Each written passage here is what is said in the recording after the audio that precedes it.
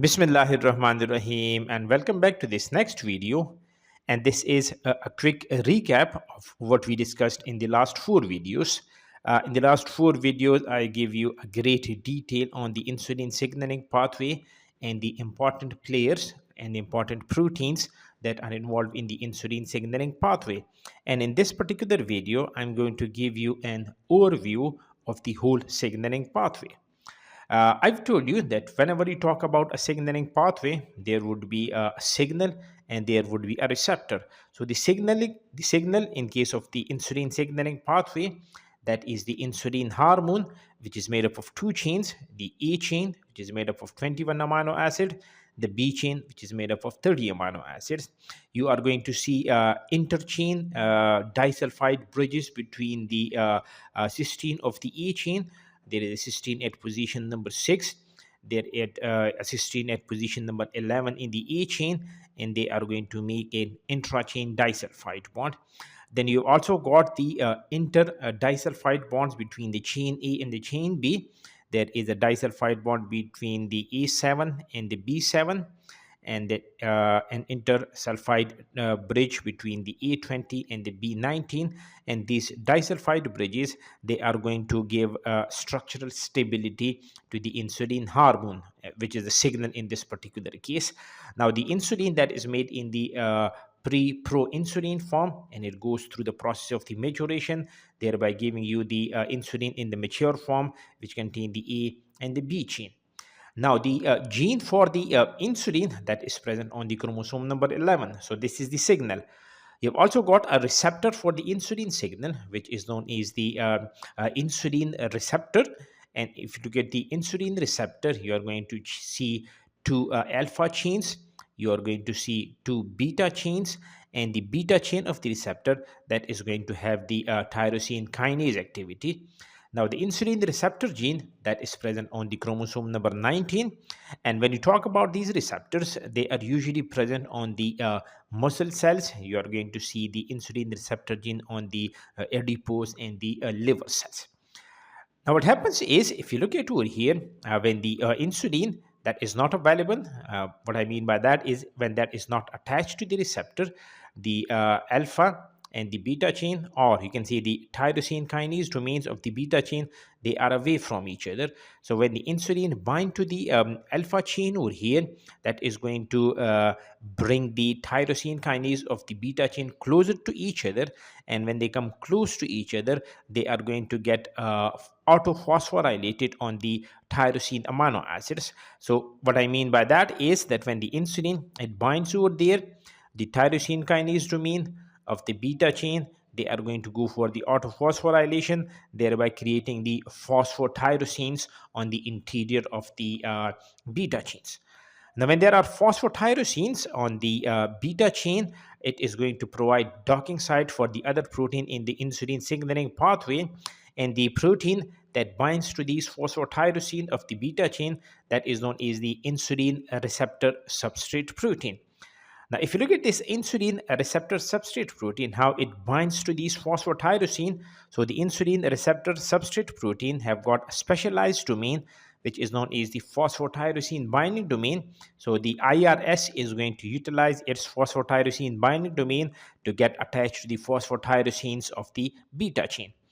When the IRS, it binds to the beta chain, it is going to get phosphorylated by the tyrosine kinase activity of the beta chain, and now we have got a phosphate group on the insulin receptor substrate protein as well. So there are phosphotyrosines on the IRS now.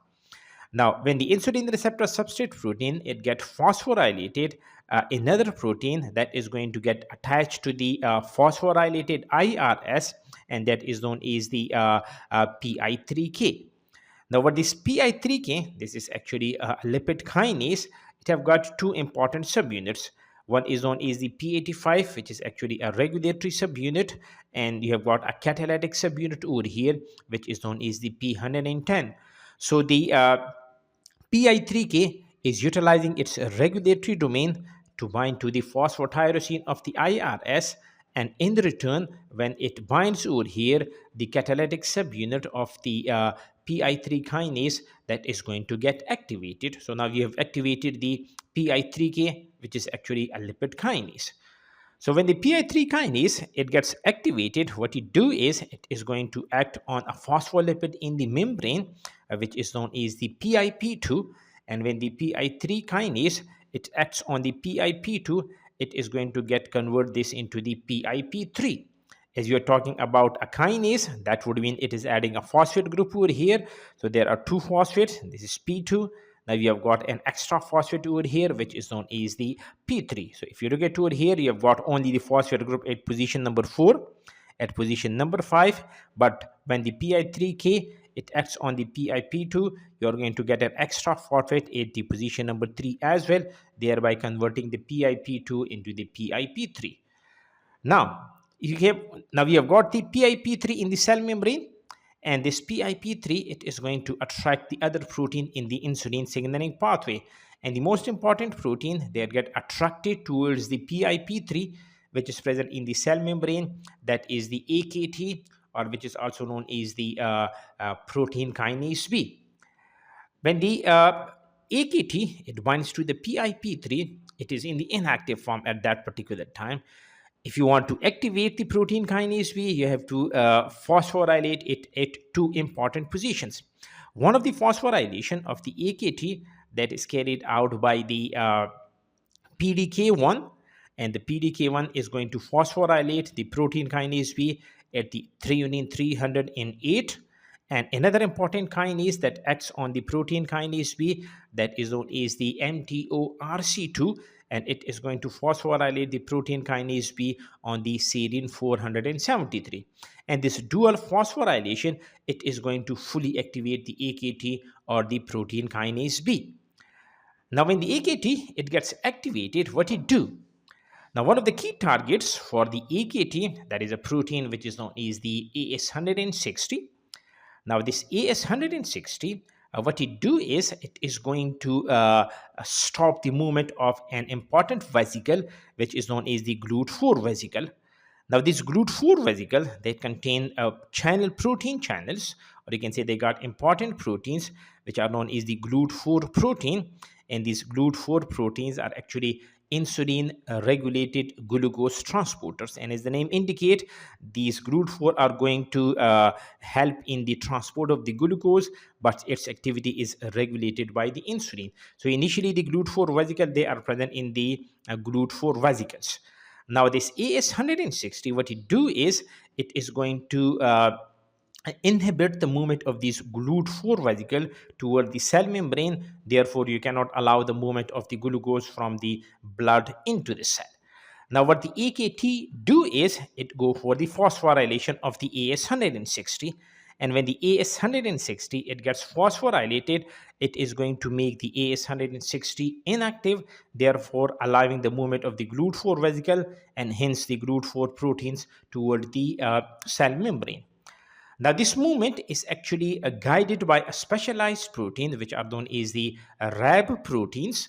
These RAB proteins, when there is GDP attached to them, they are inactive. When the GTP is attached to them, they are going to move into the active form. So when the AS160 it gets inactivated, in return the RAB protein that is going to get activated, and these RAB protein they are going to help transport the GLUT4 containing vesicles towards the cell surface in response to the insulin signaling.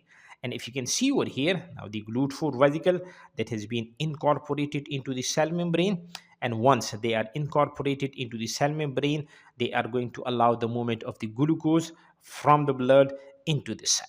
So this is the whole story that we discussed in detail in the last 4 videos, and in this particular video I have given you the summary of the whole process.